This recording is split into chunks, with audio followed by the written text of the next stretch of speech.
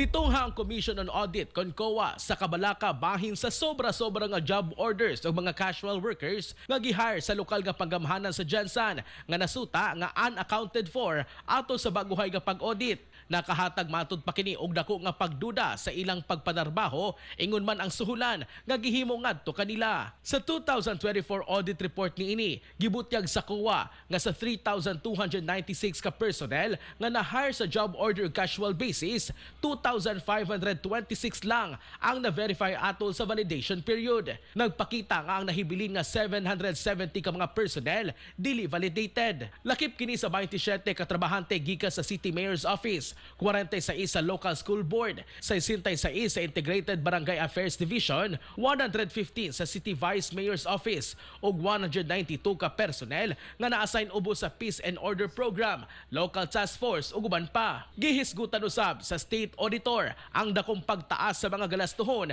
alang sa pagbayad niini sa mga trabahante nga mokabat sa 505 million pesos niadtong 2024. Matod sa COA, kini nga kantidad magamit unta sa pagpondo sa mga permanenteng posisyon.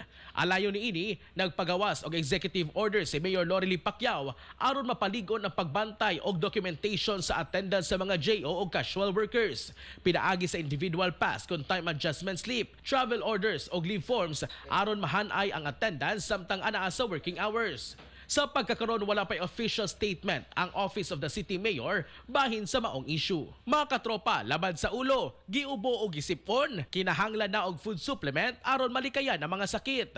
Mag Santon Plus Gold na adlaw-adlaw.